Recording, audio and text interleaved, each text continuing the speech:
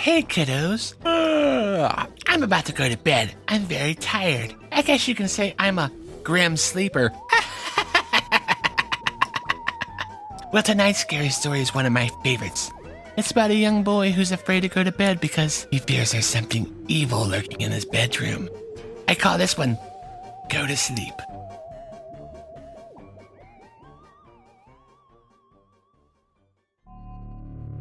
For a tired child, bedtime is always a happy and relaxing event. When they relax and drift into a restful slumber, children complain when their parents force them to go to bed before their bedtime. For me, bedtime was always a fearful and terrifying event that I dreaded every night. My fear of sleeping began when I was 8 years old. My parents moved me into my own bedroom, a small narrow room at the back of the house, just large enough for a bunk bed and a chest of drawers. It only had one window which looked out back into the garden, and it didn't let much light in. It was the first time that I've ever slept on my own, and from the very first night, and I remember experiencing a strange feeling of unease. As I laid on the top bunk, trying to fall asleep, I thought I heard a noise. I couldn't be sure, but it seemed to be coming from the bottom bunk. The room was pitch black and the curtains on the windows let just enough light in to make out vague shapes in the dark. At first, I wasn't sure what the noise was. Sometimes the simplest of sounds can be the most unnerving. I listened closely and realized that it was the unmistakable sound of bed sheets rustling in the dark. The bottom bunk was empty. But when I peered over the edge of my bed, I thought I saw something move out the corner of my eye. Something suddenly withdrawing out of my sight into the bottom bunk. Something that did not wish to be seen. I lay there in disbelief, trying to convince myself that it was just my fevered imagination running wild. I turned to face the wall and closed my eyes, willing myself to fall asleep quickly. The rustling noise beneath me steadily increased until I couldn't ignore it anymore. Whatever was lurking in the bottom bunk began to toss and turn violently. Fear gripped my heart, and I had a terrible sinking feeling in the pit of my stomach. My pulse was racing, and I broke out in a cold sweat. I could hear the sheets trashing back and forth. Eventually, I couldn't take the tension anymore, and I cried out for my mother. Suddenly, the bunk bed began to shake violently, crashing against the wall. The bed sheets below me were still twisting and turning. I couldn't get out of bed in case the thing at the bottom bunk reached up and grabbed me. I imagined it pulling me by my ankle and dragging me off into the darkness. I was trapped in the top bunk, like a cornered rat. Unable to flee, I clutched my blanket with white knuckles and waited. The door finally busted open and my mother came in and calmed me down. Tears were streaming down my face. She laid down in the empty bunk and promised to stay there until morning. Eventually, I was able to fall asleep. The next day, I played in the backyard. I kept glancing up at the window. Each time, a chill ran down my spine and my hair stood on end. I felt like something was lurking in that room, watching me play and waiting for night to fall so it could be alone with me again. I tried to tell my parents about it, but they wouldn't listen to me. They just dismissed my claims as childish fears of darkness, and when night arrived, they ushered me upstairs and forced me to go to bed. "Go to sleep," my mother said. "Stop being such a baby." I didn't protest. It was no use. I resigned myself to my fate. I ended up in the top bunk, got under the covers, and I waited, lying there in the darkness, alone and frightened. I heard the quiet rustling of the bed sheets, and I knew it was starting all over again. But this time, it was different. I heard the sound of slow, rasping breathing coming from the bottom bunk. The soft wheezing made me shudder. Only a flimsy mattress separated me from whatever was lurking below.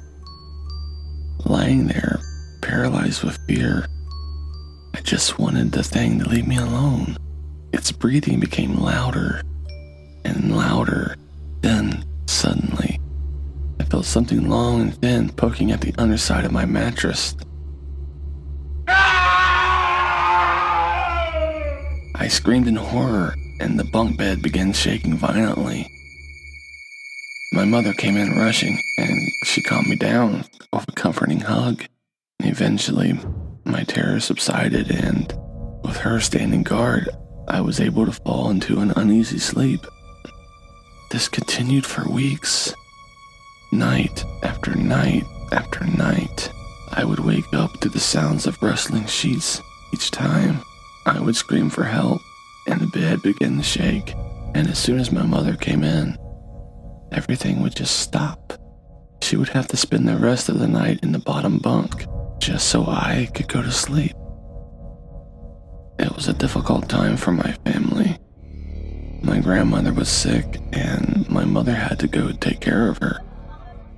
When I found out my mother would be away for a whole weekend, I flew into a panic. There would be nobody here to protect me from the thing in the bottom bunk. No one would answer my cries in the middle of the night. On the day my mother left, I rushed home after school and immediately stripped the bed sheets and mattress off the lower bunk and removed all the slats. My plan was to prevent that thing having a place to sleep for the night. I hoped that somehow this would protect me. Unfortunately, that night provided to be the most terrifying experience of all. To this day, I shudder to think about it. I managed to fall asleep, but in the middle of the night, something woke me up. The room was pitch black, and there was no noise. No rustling of the sheets. No movement at all. However, something didn't feel right. Just then, I felt the covers of my bed begin to move. The horrifying truth suddenly dawned on me. The wretched thing that had terrorized me night after night after night was not in the bottom bunk. It was in my bed. I opened my mouth and tried to scream, but nothing came out. My eyes were wide with terror and I laid motionless, barely able to breathe. I didn't want to let it know I was awake. I could feel it laying there beside me, something cold and slimy leaning against my right arm. It was laying under the blanket. I could see its outline, but I didn't dare look. All of a sudden, it rolled over on top of me, and I felt its weight pressing down on me. I will never forget that awful feeling. Hours passed as I lay there motionless in the darkness, too frightened to move a muscle. I wanted to cry, but no tears would come out. Finally, I reached my breaking point, and I couldn't bear it a moment longer. Ever so slowly, I tried to ease myself out from under it. Inch by a painstaking inch. I shifted my weight, moving sideways, just as I thought I was about to escape. It moved. Dear God, it moved. I felt a clammy hand reach across my chest and close around my throat. Its grip gradually tightened, and I felt it squeezing my neck. The horrid, slimy thing began contouring under my blanket. I could hear it wheezing, rasping, and coughing. I felt its breath breathe against my face, foul and cold as ice. Dawn was breaking and the first rays of sunshine were peeking through the curtains. I fought for dear life, but I was no match for it. As its scrawny fingers squeezed my neck, I felt the life leaving from me. I tried to scream, but the thing's grip was so tight. I was fighting to stay conscious when suddenly it released me and suddenly withdrew, melting slowly into the wall. I tumbled off the bed and scrambled out of the bedroom. When I got downstairs, I breathed a sigh of relief. I had survived the most horrible experience of my life. To this day, I still break out in cold sweat at the sound of bed sheets rustling in the night. And the entire day trying to convince my father to spend the night in my room. It took some effort, but he finally agreed. Perhaps he was just trying to humor me while my mother was away. Whatever the reason, it proved to be a smart move because in one night, it solved the problem for good. The very next morning, he stormed into my room and told me to pack a suitcase. We were moving.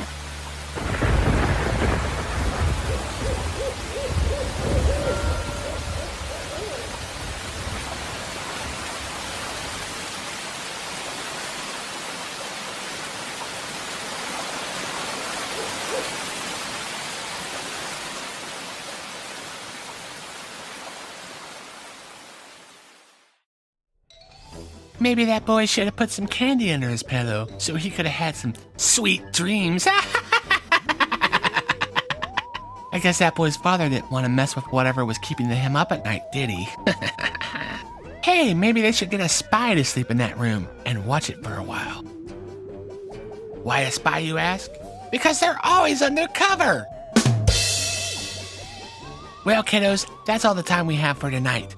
Pleasant screams. I will see you next week for another terror tale. And remember, stay creepy.